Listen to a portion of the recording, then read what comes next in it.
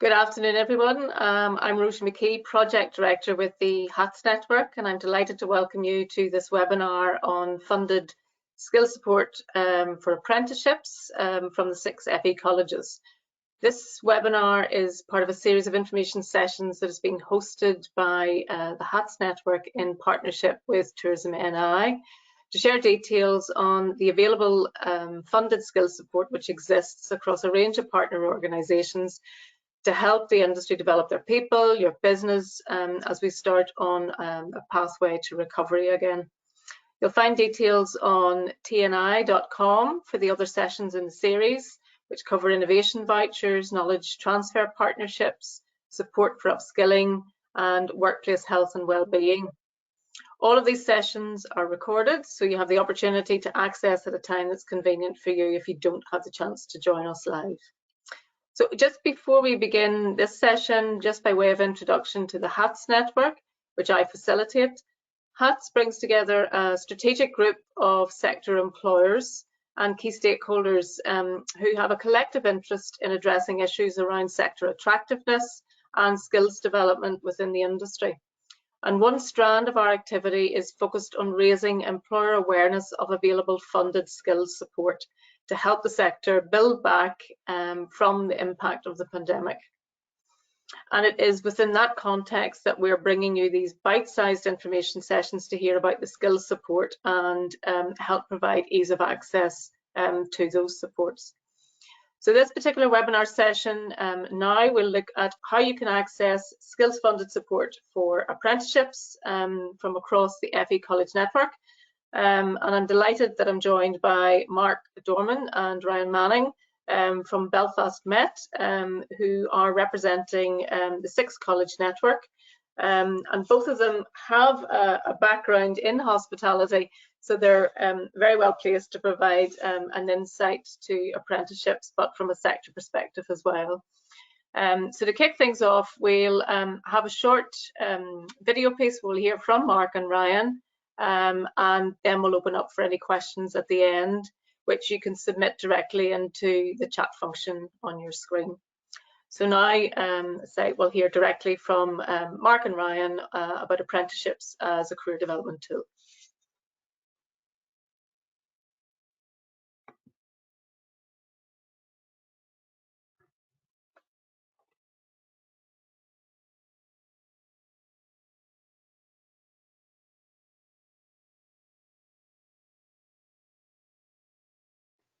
So I'd just like to take this opportunity to welcome everybody for joining us today. My name is Mark Dorman, and I'm joined today by my colleague Ryan Manning from Belfast Met. Ryan and I work within the Centre for Skills and Apprenticeships in Belfast Met, and really what we're here to do today is give a bit of an overview of funded opportunities through Apprenticeships NI, funded by the Department for Economy. I'd like to thank Hospitality and Tourism Skills NI and Invest NI for the opportunity to be able to give you a bit of a high level overview of the Apprenticeships NI linked in through the Hospitality Hub for Belfast Met, and also encompassing our other college partners across the region. So as I say, just very briefly to introduce myself, my name is Mark Dorman and I'm the Employer Engagement Manager within Belfast Met, the Centre for Skills and Apprenticeships. And really, I work very closely with colleagues like Ryan, who are trainer assessors in our Centre for Skills and Apprenticeship. So briefly, Ryan, just if you'd like to introduce yourself, and then we'll kick off. Hi, my name is Ryan Manning. I'm the trainer assessor in hospitality within the Centre for Skills and Apprenticeships at Belfast Met, and I would work closely with both the employers and the learners that we would work with. Okay. Excellent, Ryan. So, I think what we're here today to do is to try and give people a bit of a high-level overview, representing, the colleges across the regions in Northern Ireland as a hospitality hub, for really a bit of a dive into, what the funded opportunities is for apprenticeships. So, really, if we look at it first, what is an apprenticeship, Ryan? If you can sort of help those, what's it all about? Yeah, so it's a work-based program they're designed around the needs of both the employers and the learners, which offers training and qualifications to new or existing employees that are taking on new roles and that require some substantial training and development. They might be new to the industry, or they might be long term in the industry but have taken on a new role that they need some support with. Okay, and also sort of to support that, what I would say as well is that the work-based learning model is something that's evolving, and really the advice would be to speak to your regional college and see what their models of delivery are. But essentially, something that would be helpful there, Ryan, in terms of jargon busting, and we talk about the different levels of qualifications. So maybe could you just help step us through, level 2 and the level 3, and also now in the higher level apprentice space that is an offer across the colleges? Yeah, well, I think as we spoke about there about sort of new employees, the level 2, there's quite a range within the level 2.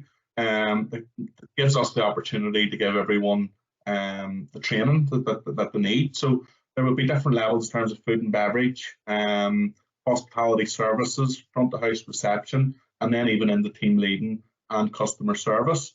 That would sort of support them in the new roles and progressing through the business. The next level is a bit more tailored to their leadership skills. So it's a level 3 hospitality supervision and leadership course, and it's directed towards people that are either supervisors or looking to go down that path and move into that role. The next part would be then they could move on to the level 4, level 5 higher apprenticeship, which then requires them to come into the college and to one of the colleges for a day per week. Yep, and it's great. I know our colleague Mark Rice is the hub manager, has been working very closely to develop that and partnership with other colleges to offer out across the region. So really for employers there's a huge breadth and depth of opportunity, but fundamental to it all is what I would just say, it's an employed pathway. So that's what we have to bear in mind. It's the role that the employer has to play is critical, and the role that they have to play is providing the roles that clearly work within the eligibility and the avail of the funding. So that's great. Thanks very much. No worries, Mark. If I could just to get more a bit in the detail, how is an apprenticeship delivered? Yeah, well, there's a range of delivery models, and what a lot of the colleges would offer would be the traditional model, where it's a course that's enrolled in September and runs through its duration in that academic year, and employees of the business would visit the college for additional learning and skills and knowledge. The important thing to note under the funding is that time at college is part of their directed training, is the terminology. So, for example, part of the eligibility criteria is that an apprentice must be employed for a minimum of 21 hours a week. So within that 21 hours, if you have an employee that's on an apprenticeship program as an employed pathway, if they're at a college for 7 hours, that's out of the 21. So essentially you would have them for 14 hours. They'll be in the college for 7, but they still must get paid for the 21. That overarches into the peripatetic model that some of the college partners are offering now, whereas what you actually do yourself, Ryan, whereas it's not so much college centric, but it's out in the workplace with employers doing the assessment and delivery actually on premises to sort of fit more operationally around. And the big differentiation in that is that's what we would term our roll-on, roll-off provision. So it can start at any time. It helps fit with sort of employers' talent development and workforce planning and succession planning development. So it's really what I would encourage employers to do is speak to their local regional college and see what delivery methods that they're currently doing and have conversations with them. So the key thing for us as colleges and employers is, we're keen to speak, keen to talk, to see how we can best support. But you know, the biggest challenge, and you and I, Ryan, in hospitality have near 30 years experience between us. And I think the biggest challenge would be attracting people into the industry. I suppose that's what apprenticeships can do, that it offers a career pathway, and that's what the funded opportunities for apprenticeships, the colleges are really trying to work on career pathways. So, you know, I can come in as a 16-year-old on a level 2 and potentially progress through to a foundation degree on a higher level apprenticeship, all funded by the Department for Economy and all on an employed pathway. So, you know, that's a bit about the when, but what I would advise anybody listening in is to really reach out to your local regional college and suppose find the counterparts like Ryan and I and have a conversation with them, or indeed, you know, contact through the Belfast Met hub and colleague Mark Rice. I will put contact details up at the end of the session, or indeed when we're fielding the Q&A after, we can sort of help pass out details then. So, tell us a little bit more about, you know, who an apprenticeship for. I know you covered earlier on there, you know, about the levels, but in terms of an employed pathway and a funded pathway by the Department for Economy, what's the sort of underlying journey of who this is for? I would relate that to the job roles, Mark. So, you know, if you see, you know, 16 to 18-year-olds and coming in at a level of, you know, glass collecting and waiter, waitress, that type of environment, we can give them a journey of starting at that level, give them the knowledge and skills that they need at that level, and progressing into more sort of leadership roles. And it might be the likes of team leader or supervisor. And the journey then would just continue. And we've seen that with previous learners and previous apprenticeships. They then move into more sort of assistant manager roles, eventually then duty manager. And then from that, you know, that is a real career pathway that they're now on. And to me, it's just that, you know, it's no limit to where they can go really from there then. Yeah. And I think what's great to see is, you know, I know I'm a bit more longer in the tooth than you, but in terms of the opportunities that I would have been able to avail, you know, my employer was very supportive, and, you know, I did my NVQ, you know, money, and I went to the college and done qualifications, but to have that as an actual funded career pathway now offered by, you know, colleges across the breadth and depth of Northern Ireland it's fantastic. So I suppose it's been challenging times for the sector, and it's really just good to see that, you know, to encourage people in. It's nice to sort of say that it's a career pathway aligned to, you know, programs that are funded by the Department for Economy. So yeah, great. Yeah. I just on that, Mark, I suppose with myself, that's a journey that I went on myself in terms of the level 2, level 3 NVQ, and then from that, it then encouraged my employer to invest their own funds in me to go on and do higher levels. So it is a great opening for businesses to start with the funded level, then opens it up in the higher levels themselves. Yeah, and, you know, in terms of the intricacies around the eligibility criteria and, you know, the specifics of the funding for the apprenticeships, what I would do is I would just be signposting, you know, participants on today's session to visit the websites that I will post at the end of the session. You know, nidirect.gov.uk and nibusinessinfo.co.uk, because really that's where you'll get the most up-to-date information from the Department for Economy on all the nuances of the eligibility criteria and how to access the funding. And really our role as colleges is to try and help you as an employer navigate that. So again, what I would be encouraging you to do is, you know, really dig down into that and have conversations with your local colleges who can support you and help you sort of disseminate that information to see how you can avail of the funded opportunities. So, you know, that would just leave me to sort of close out the session today and thank everybody for the opportunity to talk to them.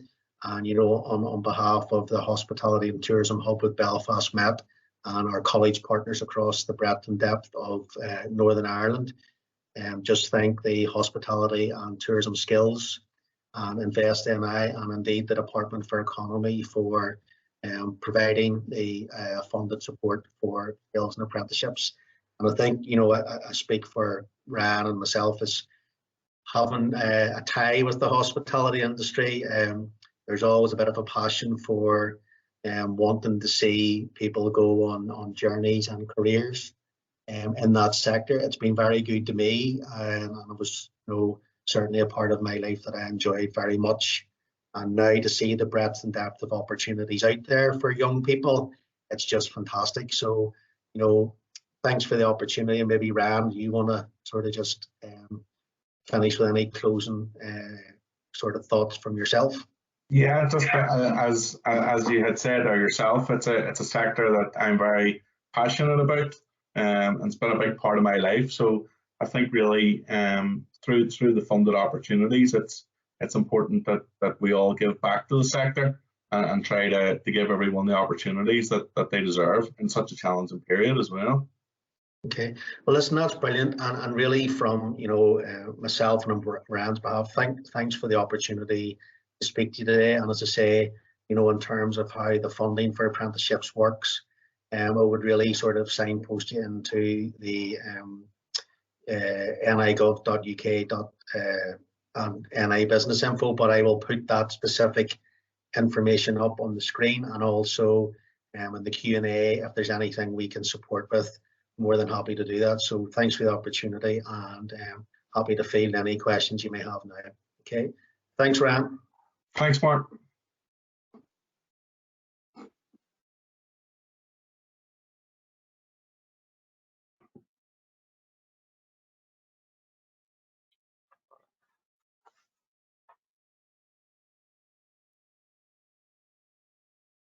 You can see obviously the details coming up on the screen there just for the contacts, but we'll follow up with those as well following the webinar session. So just want to thank Mark and Ryan for that informative presentation and for sharing their own particular experiences as well. I've no doubt that apprenticeships will have a critical role to play in helping the sector to build back with a better skilled and engaged workforce, but also as a tool and a way to attract in the future talent pipeline, so that there's a clear career pathway for people to follow through on. So at this stage, we have approached sort of a Q&A that will open for, so I'll ask Mark and Ryan just to join me if they want to put their cameras on. If you have any questions, again, just to encourage you to put them into the chat function. We have a couple that have been sent in advance as part of the registration, and perhaps I can maybe just kick up with some of those now then, Mark and Ryan. Just to note, there's one here just in terms of from a business. If the business is looking to actually recruit in an apprentice, is there any help from the college to do so? How can they recruit an apprentice, and is there any help from the college as part of that process? Well, ultimately, I would say an apprentice is first and foremost the business's employee. So, you know, they need to lead on that recruitment process. Certainly from the colleges, you know, there's maybe students on FE and HE courses that can be signposted in, but very much so the recruitment needs to be driven by the employer. Certainly the college can help facilitate in terms of maybe pushing out the opportunity through the, you know, the careers departments in the various colleges, but, you know, ultimately the business knows what they're looking for, know the people that fit their profile, their ethos. So really I would be, you know, urging the employer to take the lead on that, but if they need to have conversations with the colleges about the nuances of the apprenticeships and in terms of support from that, absolutely. But although we have access to a lot of young people, it's not a talent pipeline in terms of a recruitment channel. So, you know, it's very much needs to be driven by the employers. Okay, no, that's fine. Thanks, Mark, for that. And you noted in terms of the apprenticeship starting, can the apprenticeship operate at any time of the year, or have you set times for intake? Yeah, that's something that, you know, we're not restricted to the normal college academic year, so we can take learners on any time of the year throughout. Okay, great. And just to support what Rand's saying there, sorry, you know, we'll have to remember that there's a different delivery model. So, you know, Rand, from his perspective and the flexible delivery model, he delivers, as I termed it in the presentation, the roll-on, roll-off provision. But there is some of the other courses that do run in an academic year. So, you know, for example, in Belfast Met, the professional cookery, for example, at this moment in time would run, you know, September each academic year, whereas we're looking to develop new areas across the breadth and depth of the job roles through Rand's participation through our peripatetic model. So again, it's very much nuanced by each college. So again, I would encourage you to reach out, but certainly if anybody wants to have a conversation with Rand or I about how Belfast Met can support, no problem. Mm-hmm. And in terms of the range, I mean, obviously you've covered that there's quite a lot of training frameworks in place across the sector to be able to support apprenticeship opportunities. I have a question here. Are apprenticeships available for roles such as marketing, social media and event management? So do the apprenticeships extend into those broader roles? Yeah, from the Department for Economy, there's essentially an A to Z of vocational areas. And you know what any sort of employer has the ability to do is dip into that and then have conversations with their colleges about the ability to actually get those programs up and running, because you know although they're on the frameworks, sometimes it's a matter of getting a big enough cohort together to run a program. But you know, again, from Belfast Met's perspective, that's what Rand and I have looked at for hospitality, is broadening the skills and you know, looking at more specific areas like customer service, team leading, management, and that's what I would say. Again, have the conversation about what your talent development strategies are with the colleges, and really get them to help support and feed into what's available there, because there is so much rushing. There's so much there in that A to Z. Yeah, no. I'm well aware. There's a good breadth and a good starting point. Obviously, if you're looking at apprenticeships as being part of your development strategy within the business, either for existing employees or for taking on potentially new entrants, then it's have a conversation with your local college in terms of following that through. How long? Yeah, Mark or Ryan, I mean, how long would an apprenticeship typically take to complete? Usually in around 12 to 18 months kind of mark. There is a bit longer if there's different circumstances for learners, but through the normal progression routes, it's in around the 12 to 18 month marks, especially if we're, you know, they're at that level where they're progressing quite quickly. So the level 2 and the level 3 would then be an option for them if they're moving into that kind of role. And in terms of the funding that's there at the moment, the off-the-job training that takes place as part of the college support, that's all fully funded. Is that correct? Yeah, that's all fully funded, right through from level 2 through to the higher level now, level 4. Okay. And just, I suppose, one from me, in your experience of, I suppose, working with apprenticeships and perhaps being on the side from the industry as well, in terms of participation, what do you see makes for a successful apprenticeship? So if somebody's thinking about apprenticeships and looking to build them into their business, you know, what are the things that you would say are the key ingredients? So what makes a good apprenticeship? I think the importance for me would be coming from the management side of it, obviously previously, and I've been on the assessor side of it. It's very much the communication between the three, you know, the contractor, the college, the learner, and the employer, because the employer there is to support the whole way through, and it's important to get their buy-in from the offset for them. Yeah, and Mark, I think I think that's the critical thing. You must talk, you must have conversations. And the key that I personally see is the colleges tying into the business's succession planning and talent development strategies, and really drilling down into the minutiae of the details. What does that job involve? What opportunity will we have to engage with that learner? And working together. It's very much a collaborative process. And the successful apprentices that we have, and probably other sectors, have been through a lot of conversations front end to make sure that we all understand our roles and responsibilities for helping that apprentice achieve, which is what we're all here fundamentally to do. And are you finding higher level apprenticeships, which is something that's relatively new and recent to us here in Northern Ireland, as something that's taken up much interest and has potential? Well, Ryan and I wouldn't, specifically deliver with the higher level apprenticeship. Mark Rice would leading that with his colleagues in the Belfast Business School.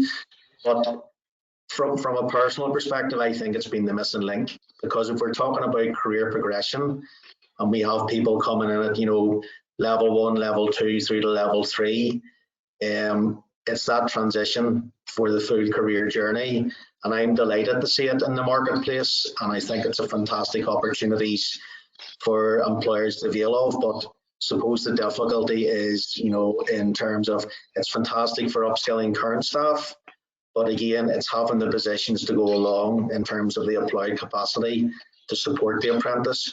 But I think it's absolutely fantastic to have those now rushing, and it's long overdue. I'm delighted to see them. Yeah, no, equally, I concur. I think certainly with apprenticeships that we do have an opportunity to have very clear, visible career development pathways from entry right through to the higher levels, that we can show people within the sector in terms of retaining the talent that's there and attracting in new talent, that they can progress through and be supported with recognised training and qualifications as well. So I think that really just brings us to the end of our questions. So I'll look to wrap things up and bring the session to a close. So I'd like to just thank Mark and Ryan for your time and your contributions this afternoon. And I hope that those of you who are joining us will agree with me that it's been a very insightful session. I'd like to thank Tourism NI for hosting this webinar series with us, and of course to thank all of you for attending. I hope you've gained value and insight from the webinar, and I'd urge you to look a bit further, connect with your local college if you're considering apprenticeships as part of your progression pathways within the business, as well as looking at some of the other sessions in this information series that may be of benefit to you. So we'll be sending on a copy of the presentation and a link to the contacts and the resources for apprenticeships for you to find out further detail on. And we've also got a skills funding guide which has been produced by the HATS network, which provides an overview of all of the support programs and contact details for follow-up. So we hope that we'll see some of you in the other sessions that we're hosting, but for now I'd like to close the event. Thank you for your time and have a good afternoon. Thank you.